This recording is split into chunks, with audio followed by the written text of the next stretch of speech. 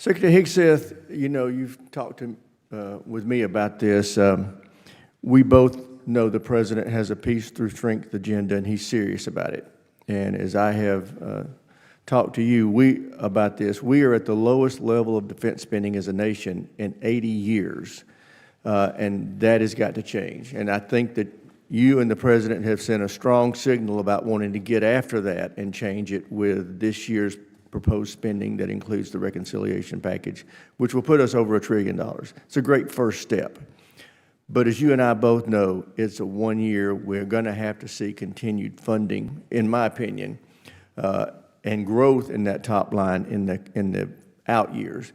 Do you share that opinion?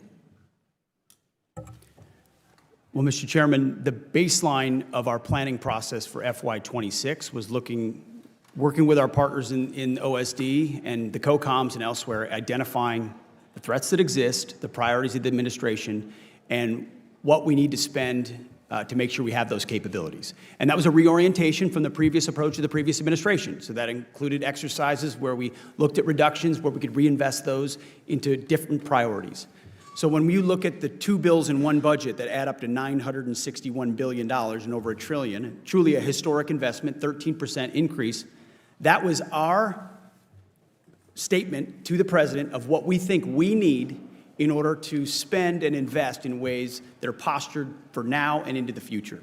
And what I would commit to you and to this committee is that in FY27 and 28 and 29, in this administration, we will perform the same exercise, knowing that threats, we believe that the policies of this administration will lead to peace and more opportunities. But as our adversaries continue to increase their capabilities and we learn about what's happening on the battlefield, that will lead to commensurate increases in ours. So we anticipate through that review that there probably will be increases, but I wouldn't put a number to it in the future. Thank you. I just share the President's commitment that every NATO member nation should reach 5% of its GDP, and that includes us. And I think we can do it by the end of this President's term, and I'm determined to help him get there. Secretary Hegseth, at the President's direction, you're developing a plan on reforms of DoD acquisition. Just so happens we are too. You may have heard of the SPEED Act. It's a bipartisan, bicameral effort. As you develop your plan, what problems have you identified with acquisition reform that need attention? Well, our new A&S, Undersecretary for A&S, was just confirmed. Mike Duffy, he's doing a fantastic job. He's diving right into this to include the SPEED Act, which we're reviewing in real time, that identifies a lot of the same problems we have.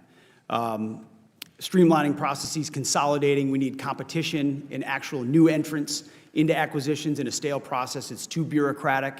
There are too many gatekeepers.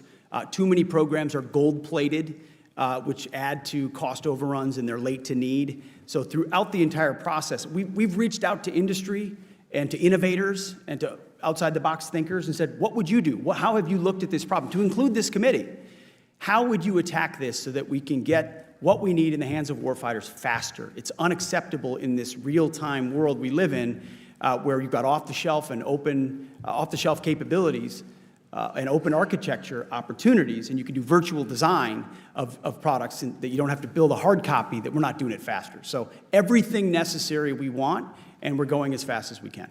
Great, thank you. General Kane, as you know, there's been a lot of dialogue around here about selling off some of our spectrum. Can you talk to us about the importance of preserving the spectrum around the lines that the DoD uses? You bet, sir. Spectrum is a critical part of our warfighting enablers, and as the administration and the Congress carefully consider the slices that we must preserve, there are certain areas within that my military advice to the Secretary and others is to hang on to that.